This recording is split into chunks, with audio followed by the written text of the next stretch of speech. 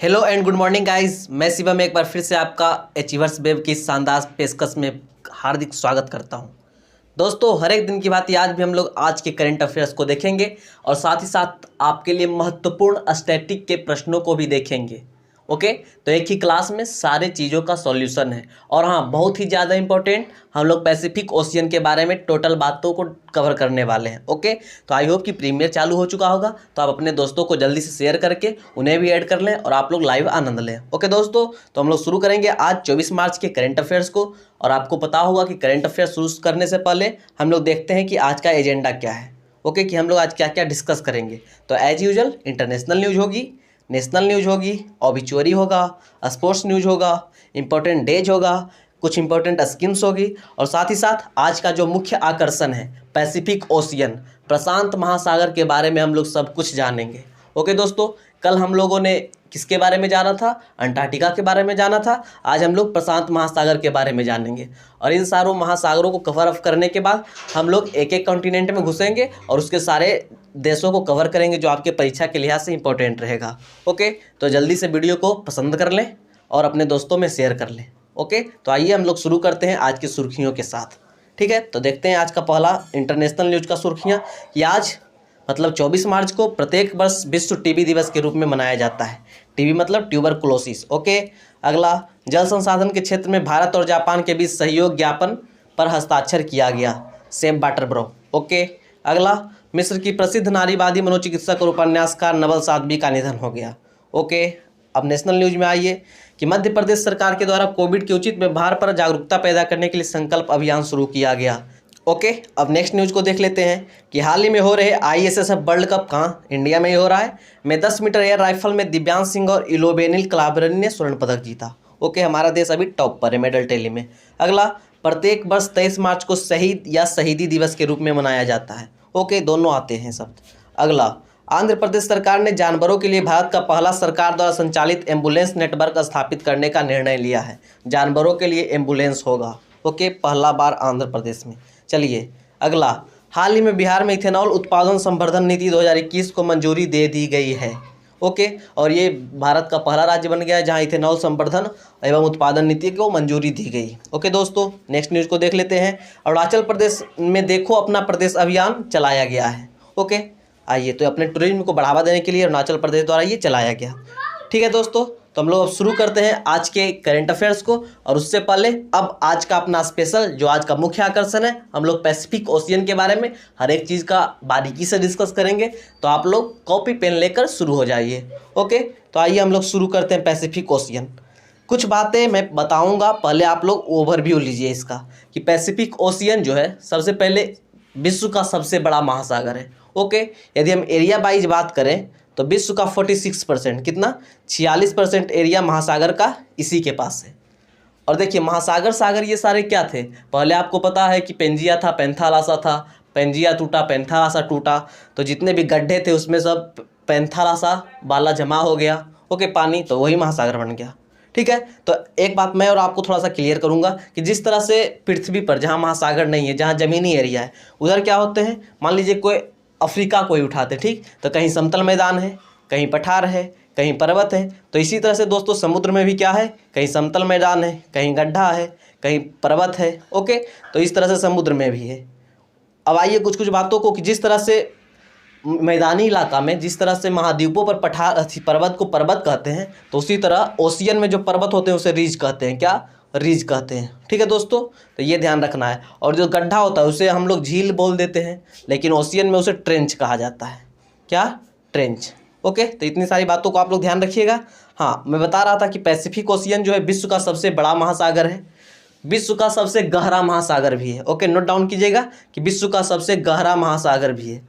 यदि साल्टी की बात करें तो ये तीसरे नंबर पर आता है। सबसे ज़्यादा साल्टी महासागर कौन है? अटलांटिक है, उसके बाद इंडियन है और ये तीसरे नंबर पर आता है। ओके, और हम बात करेंगे तो सबसे गर्म महासागर है। ऐसा क्यों है? इसके पीछे लॉजिक क्यों है? देखिए दोस्तों, आपका लॉजिक क्लियर रहेगा तो आप लोग भी क्लियर रहोगे हमेशा। ओके, तो इसके पीछे ये लॉजिक है कि प्रशांत महासागर के जो प्लेटें हैं वो आपस में हमेशा टकराते रहते हैं। ओके, तो सबसे ज़्यादा ज्वालामुखी, सबसे ज़्यादा सुनामी, सबसे ज़्यादा सब कुछ इसी महासागर में होता है। और चूंकि इतने आंतरिक हलचल होते रहते हैं इसलिए ये सबसे गर्म महासागर है। ओके, और इतने आंतरिक हलचल होते रहने के कारण इसे सर्वाधिक अशांत महासागर भी कहा जाता है। क्या दोस्तों, नोट डाउन कीजिएगा, सर्वाधिक अशांत महासागर।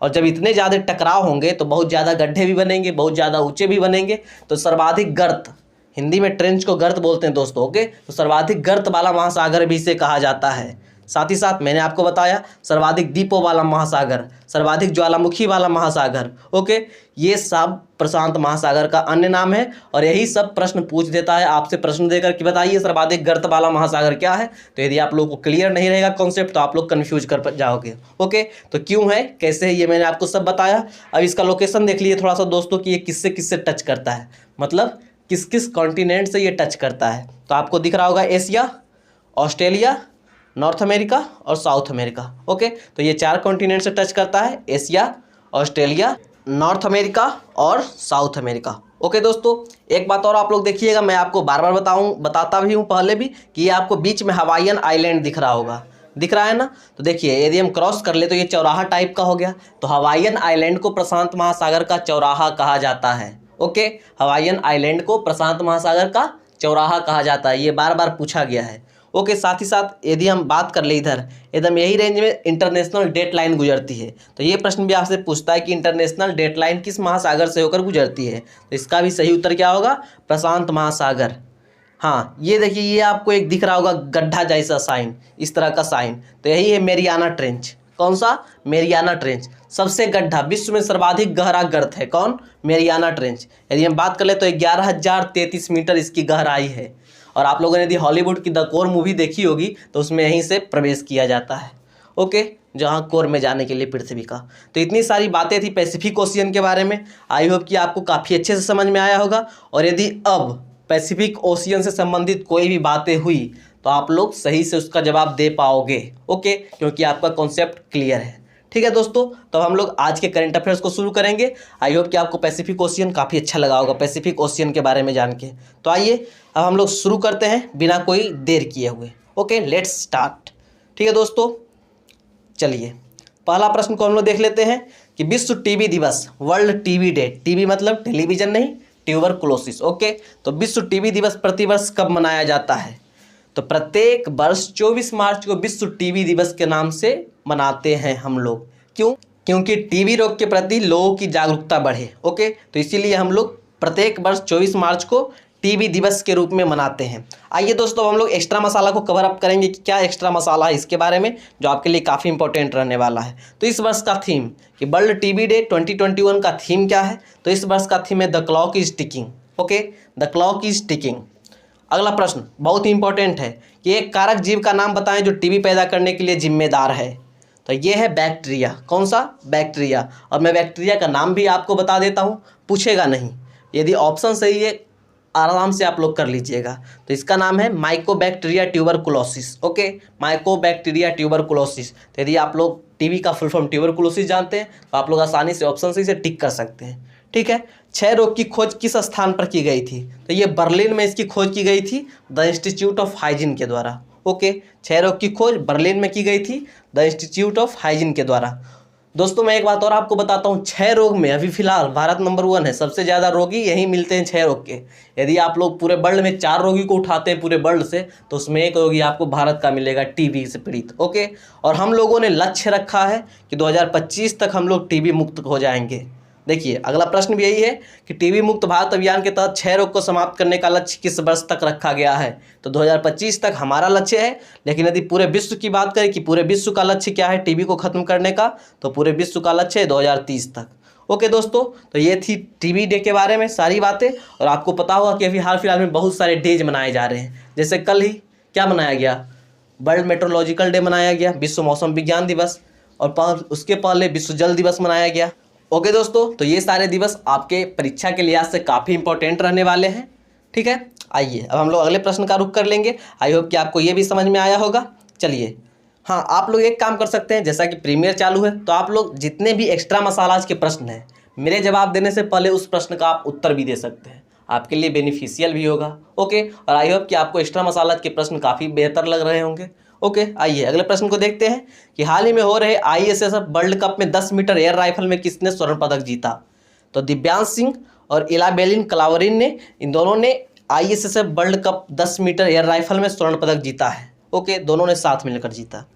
ठीक है, एकल नहीं था, ये पार्टनर वाला था, होता है ना। चलिए अब एक्स्ट्रा मसाला में जानते हैं कुछ बातें। सबसे पहले तो यही जानिए कि ISSF वर्ल्ड कप का आयोजन कहाँ हो रहा है। तो ये नई दिल्ली में इसका आयोजन हो रहा है। ओके, ISSF वर्ल्ड कप का आयोजन कहाँ हो रहा है, नई दिल्ली में। और ये काफ़ी इंपॉर्टेंट प्रश्न रहने वाला है आपका आगे आने वाले एग्जाम्स के लिए। अगला है 2021 के पैरा शूटिंग वर्ल्ड कप। देखिए पैरा शूटिंग वर्ल्ड कप सऊदी अरब में, लेकिन सिर्फ वर्ल्ड कप का आयोजन इसका दिल्ली में। ओके, तो 2021 के पैरा शूटिंग वर्ल्ड कप में किस भारतीय पैरा एथलीट के द्वारा स्वर्ण पदक जीता गया। और इस प्रश्न को कल ही करवाया गया है और आपको पता भी होगा इस प्रश्न का सही उत्तर क्या है, बताइए। मैं ही बता देता हूँ, सिंहराज। ओके दोस्तों, तो अगला प्रश्न है कि अंतर्राष्ट्रीय निशानेबाजी खेल महासंघ ISSF का फुल फॉर्म ये है। विश्व कप के 10 मीटर एयर पिस्टल इवेंट में भारत को पहला गोल्ड मेडल दिलाया किसने। तो मैंने सबसे पहले दिन जब सबसे पहला गोल्ड इंडिया को मिला था इस वर्ष, यशस्विनी देसवाल, उसके बारे में मैंने आपको बताया था। और ये भी जानते चलिए दोस्तों कि शूटिंग वर्ल्ड कप में अभी मेडल टैली में इंडिया टॉप पर है, पिछले वर्ष भी टॉप पर रहा था। ओके, जो सऊदी अरब में हुआ था। इस वर्ष कहाँ हो रहा है, दिल्ली में। पैरा ओलंपिक इस वर्ष कहाँ, सॉरी पैरा ओलंपिक बोलता हूँ, पैरा शूटिंग वर्ल्ड कप कहाँ हो रहा है, अभी सऊदी अरब में। कन्फ्यूज नहीं करना है आप लोगों को। आइए अगला, किस खिलाड़ी को सर्वश्रेष्ठ खिलाड़ी का पुरस्कार टाइम्स ऑफ इंडिया स्पोर्ट्स के द्वारा दिया गया।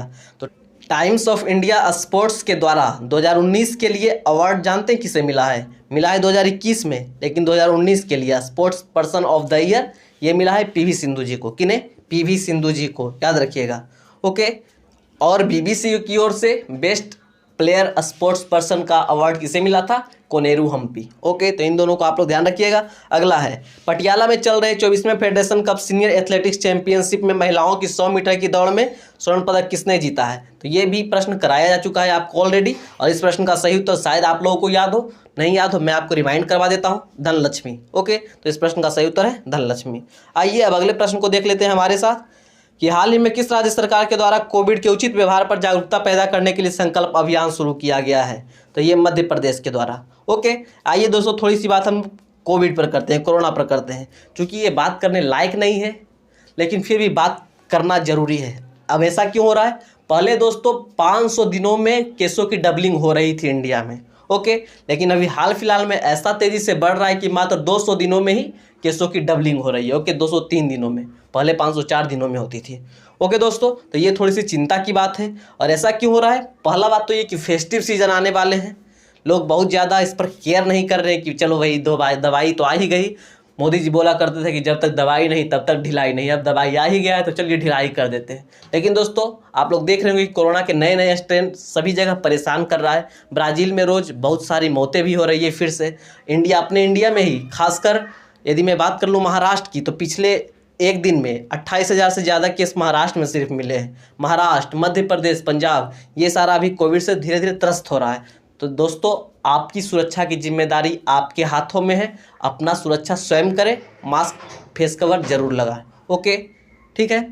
और हाँ, आपको ये भी पता होगा कि अभी सूचना मंत्रालय द्वारा ये भी बताया गया है कि पहले 60 वर्ष के बाद को टीका मिलता था, अब जितने भी 45 वर्ष के बाद के लोग हैं उन्हें टीका मिलेगा। साथ ही साथ एक न्यूज़ और आई है कि जो टीका देने का मतलब 2 डोज मिलता है, फर्स्ट डोज और सेकेंड डोज, तो उन दोनों के बीच का गैप 2 सप्ताह को बढ़ाया जाए। ये भी सरकार द्वारा करने का निर्णय लिया गया है ताकि अधिक से अधिक लोगों को वैक्सीन का लाभ मिल सके। ओके दोस्तों, तो ये सारी बातें हो गई कोरोना के बारे में। अब हम लोग एक्स्ट्रा मसाला की ओर चलेंगे कि किस राज्य ने विधानसभा में धर्मांतरण विरोधी विधेयक पारित किया है। तो यह मध्य प्रदेश द्वारा पारित किया गया था। अगला प्रश्न कि कुशल श्रमिकों के लिए रोजगार हेतु योजना किस राज्य में जारी किया गया। यह भी मध्य प्रदेश में, ये इतना इंपॉर्टेंट नहीं है। अगला, जीवन शक्ति योजना किस राज्य में शुरू किया गया, ये इंपॉर्टेंट है और इस प्रश्न का भी उत्तर है मध्य प्रदेश। अगला है कि एक जिला एक शिल्प योजना किस राज्य में शुरू किया गया, इस प्रश्न का भी सही उत्तर है मध्य प्रदेश। संकल्प योजना बुजुर्गों को सहायता प्रदान करने के लिए किस राज्य में शुरू किया गया, तो इस प्रश्न का भी उत्तर मध्य प्रदेश है। और किस राज्य में सबसे ज़्यादा बाघों की संख्या है, तो आपको पता होगा सबसे ज़्यादा बाघों की संख्या कहाँ है, मध्य प्रदेश में है। ओके, मध्य प्रदेश में भी बात कर लें हम लोग तो बांधवगढ़ नेशनल पार्क में, ठीक है। और मध्य प्रदेश में सबसे ज़्यादा नेशनल पार्क है 11 के आसपास। ठीक है दोस्तों, तो इतनी सारी बातों को आप लोग ध्यान रखेंगे, आपके लिए काफ़ी इंपॉर्टेंट है। ठीक, अब आइए दोस्तों अगले प्रश्न का रुख कर लेते हैं। ये आपको शिवराज सिंह चौहान जी दिख रहे होंगे और आपको हाल फिलहाल में इनकी एक फ़ोटो भी वायरल होते हुए दिख रही होगी। क्या कि ये अपने बहुत सारे लोगों के साथ क्या बना रहे थे, गोल गोल घेरा बना रहे थे कि लोग सोशल डिस्टेंसिंग में रहे, और ये खुद उस समय सोशल डिस्टेंसिंग में नहीं थे। ओके, तो कोई नहीं, ऐसा होते रहता है। चलिए अगले प्रश्न को देखते हैं। हाल ही में किस राज्य में इथेनॉल उत्पादन संवर्धन नीति 2021 को मंजूरी दी गई है? तो दोस्तों अभी हाल फिलहाल में बिहार में बिहार दिवस मनाया गया, और इसी अवसर पर बिहार में इथेनॉल उत्पादन संवर्धन नीति को मंजूरी दी गई। ओके दोस्तों, अब इथेनॉल उत्पादन संवर्धन नीति क्या है? इसका डायरेक्ट मतलब है कि इथेनॉल का उत्पादन। ओके, बिहार सरकार ज़्यादा से ज़्यादा इथेनॉल का उत्पादन करेगी, और ये सारा केंद्र सरकार द्वारा खरीद लिया जाएगा। और बिहार में केंद्र सरकार द्वारा बताया गया था पहले भी कि बिहार में इथेनॉल उत्पादन का बहुत ज़्यादा संभावना है, व्यापक संभावना है। कैसे? बहुत सारे चीनी मिल बंद पड़े हैं, तो उन बंद पड़े चीनी मिलों की जगह पर इथेनॉल का उत्पादन का संयंत्र खोला जाएगा, तो लोगों के गन्ना उत्पादन के लिए और मौके सुनहरे बन जाएंगे। ओके, जिससे इथेनॉल के उत्पादन में वृद्धि होगी। ठीक है, इथेनॉल का संवर्धन भी किया जाएगा, उत्पादन में संवर्धन होगा। ओके, तो ये था इथेनॉल उत्पादन संवर्धन निधि, और इस पर मंजूरी देने वाला पहला राज्य बिहार बन गया है। ओके दोस्तों, अब आइए हम लोग एक्स्ट्रा मसाला का रुख कर लेते हैं कि बिहार दिवस कब मनाया जाता है। तो मैंने पहले ही बताया 22 मार्च को। क्यों? क्योंकि 1912 में यह बंगाल से अलग होकर एक नया राज्य बना था, तो इसलिए बिहार दिवस 22 मार्च को मनाया जाता है। अगला, बिहार दिवस का थीम क्या था इस वर्ष का? तो जल जीवन हरियाली। बिहार वालों काफ़ी इंपॉर्टेंट है, आप लोग नोट कीजिएगा। जल जीवन हरियाली बिहार दिवस 2021 की थीम थी। अगला है कि माफिया गिरोह को खत्म करने के लिए बिहार में कौन सा ऑपरेशन शुरू किया गया था? तो ऑपरेशन कोबरा। कौन? Operation cobra. तो माफिया गिरोह को खत्म करने के लिए बिहार में ऑपरेशन कोबरा शुरू किया गया था। ओके दोस्तों, अगला है कि बिहार विधानसभा चुनाव 2020 में जीती हुई महिलाओं की कुल संख्या कितनी है? तो इस प्रश्न का उत्तर है 26। 15 में कितनी थी? 28। मतलब 2015 में 28, 2020 में 26, 2 का डिफरेंस है। ठीक है, मतलब 2 इस बार कम है। अगला है कि बिहार में किस स्थान पर भगवान बुद्ध को ज्ञान की प्राप्ति हुई थी? तो ये तो आप लोगों को पता ही होगा, कहाँ? बोधगया में। और ये जो बोधगया है यूनेस्को के वर्ल्ड हेरिटेज साइट में भी एडमिट है। ओके, तो इतनी सारी बातें एक्स्ट्रा मसाला, आई होप कि आपको काफ़ी इंपॉर्टेंट लगी होगी एक्स्ट्रा मसाला की प्रश्न। कल भी बिहार से संबंधित ढेर सारे प्रश्नों को कराया गया था। यदि आप लोग कल का करंट अफेयर्स किसी कारणवश नहीं देख पाए हैं तो प्लीज़ आप लोग जाकर देख सकते हैं उसको। ओके, आपके लिए काफ़ी इंपॉर्टेंट रहता है, आप लोग रोज़ फॉलो किया कीजिए। छोड़िए करंट अफेयर्स के बहाने ना सही, लेकिन एक्स्ट्रा मसाला और स्टैटिक के टॉपिक्स के बहाने आप लोग प्लीज़ करंट अफेयर्स को देखा कीजिए, काफ़ी आपके लिए फ्रूटफुल होगा। ओके दोस्तों, अब आइए अगले प्रश्नों को देखते हैं कि हाल ही में देखो अपना प्रदेश अभियान किस राज्य के द्वारा चलाया गया है?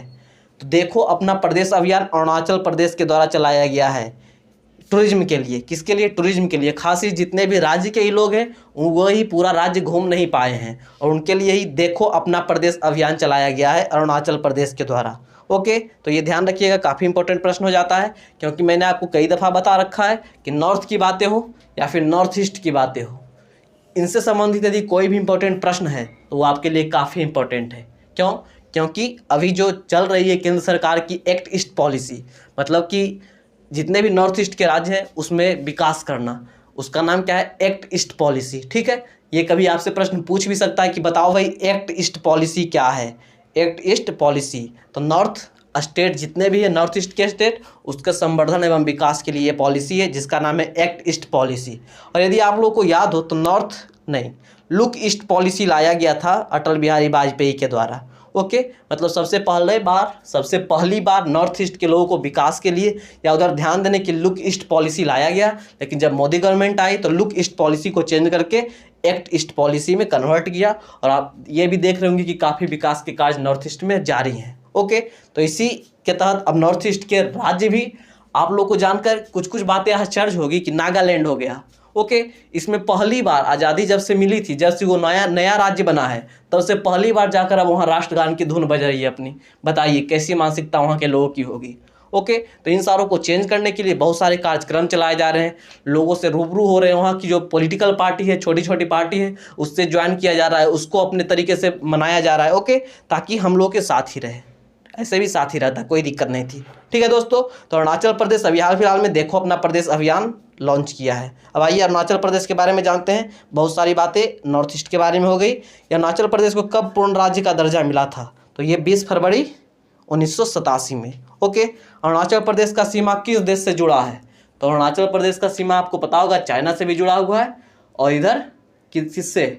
म्यांमार से भी जुड़ा हुआ है। ओके दोस्तों, अगला है कि ऑर्किड स्टेट ऑफ इंडिया किसे कहते हैं? तो ये अरुणाचल प्रदेश को।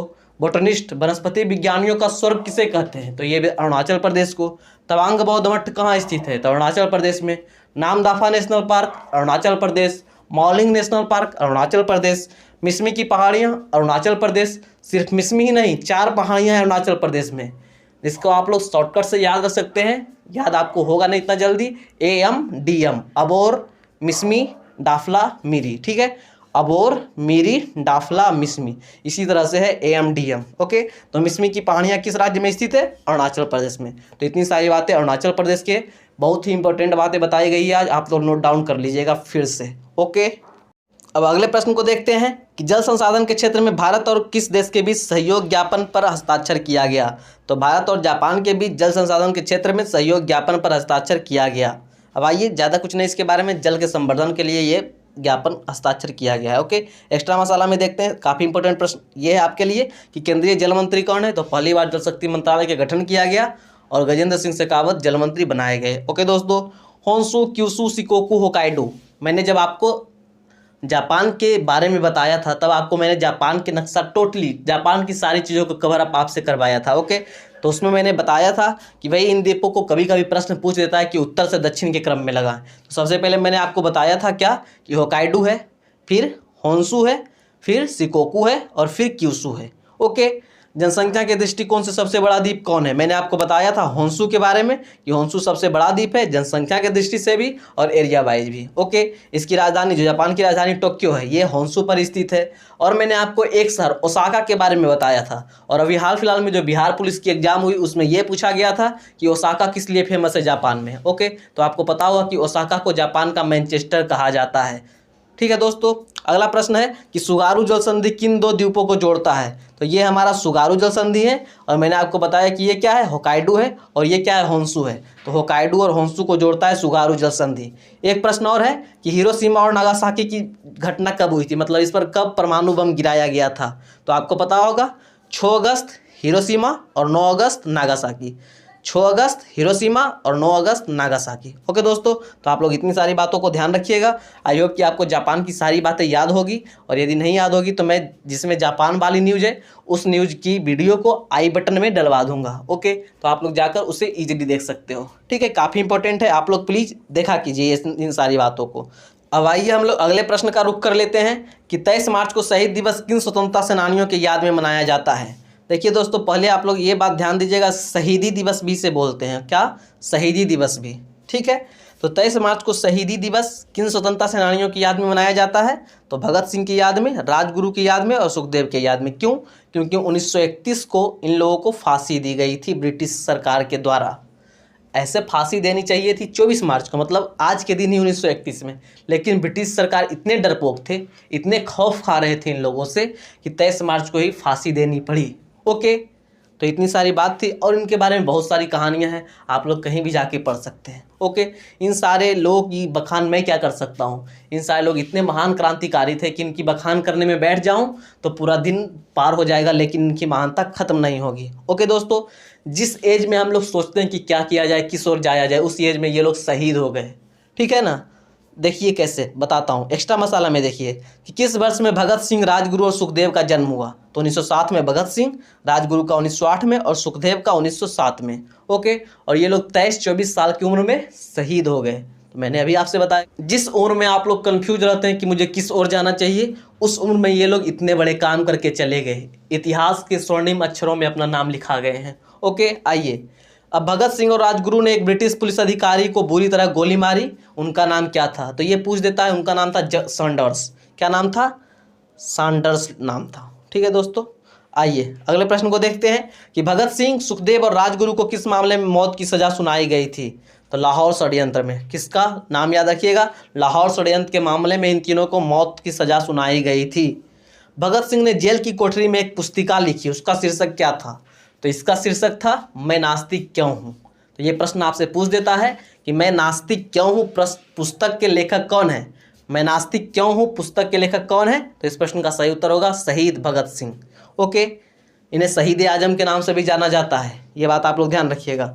एक प्रश्न और, इसका प्रश्न नीचे वाले प्रश्न में चला गया, लेकिन मैं यही बता देता हूँ कि इनके द्वारा एक पॉपुलर पंक्ति कही जाती थी। ठीक है, नारा कहा जाता था, उसका नाम क्या था? तो इनकलाब जिंदाबाद, इनकलाब जिंदाबाद। ओके दोस्तों, तो तहे दिल से इन योद्धाओं को, इन शहीदों को सलाम, मेरे तरफ से भी और आपकी तरफ से भी मैं सलाम दे देता हूँ। चलिए आइए अब अगले प्रश्न को देख लेते हैं कि मिस्र की किस प्रसिद्ध नारीवादी मनोचिकित्सक और उपन्यासकार का निधन हो गया है, जिनके लेखन ने दशकों से चली आ रही रूढ़िवादी समाज में विवाद को जन्म दिया है? तो अभी नवल साध्वी का निधन हो गया है। ये विश्व प्रसिद्ध लेखक थी। ओके, और इन्होंने ऐसा ऐसा कारनामा किया, ऐसा ऐसा लेखन किया कि रूढ़िवादी समाज में इन्होंने विवाद को जन्म दे दिया। ओके, अब आइए हम लोग कुछ एक्स्ट्रा मसाला को जानते हैं कि सेबी के पूर्व अध्यक्ष का नाम क्या था जिनका हाल ही में निधन हो गया है? मैंने कल ही इनके बारे में बताया है, उनका नाम क्या था? जीवी रामाकृष्णा। क्या? जीवी रामाकृष्णा।